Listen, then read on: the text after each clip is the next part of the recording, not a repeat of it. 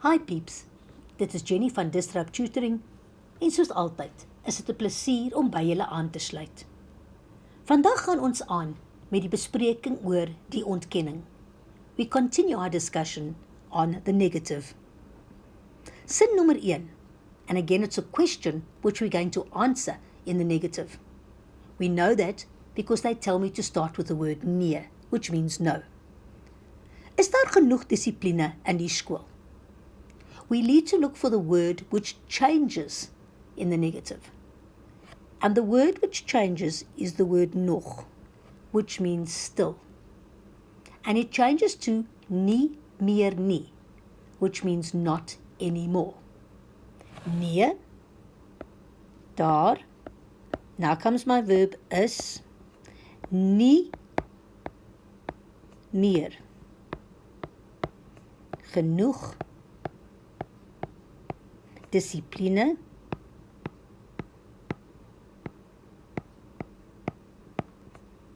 in die skool. And let's not forget my second nie at the very end, nie. So we learn that the word nog changes to nie meer nie. Nog means still, it changes to not anymore. Tweede een. Het jy alreeds vanjaar detensie gekry? Here the word that needs to change in the negative is the word alreeds. And alreeds means already. And alreeds changes to nog nie nie, which means not yet. So let's try the answer.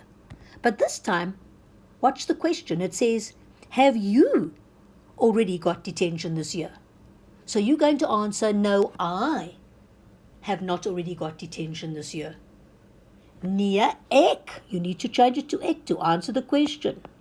Then the verb comes second, het. Now alreeds changes to nog, nie, vanjaar,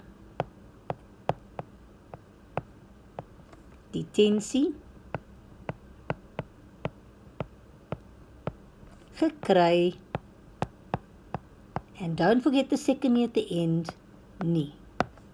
Alreeds changes to nog, nie, nie. Gents, these two, nog, which means still, changes to nie meer nie, and alreeds, which means already, changes to nog nie nie, are two of the most difficult ones in the negative, and you need to learn them. Voordat ek afsluit, wil ek net baie dankie sê aan ons Epic Borgmaatskappy, wat hierdie video moontlik gemaak het. Lees alles oor hulle in die beskrywing hieronder. Onthou om ons webtuiste te besoek vir meer van hierdie Epic studieklas video's. As jy nie antwoord op jou vraag kan vind nie, stuur vir ons die vraag en ons sal antwoord met 'n persoonlike video net vir jou. Tot volgende keer!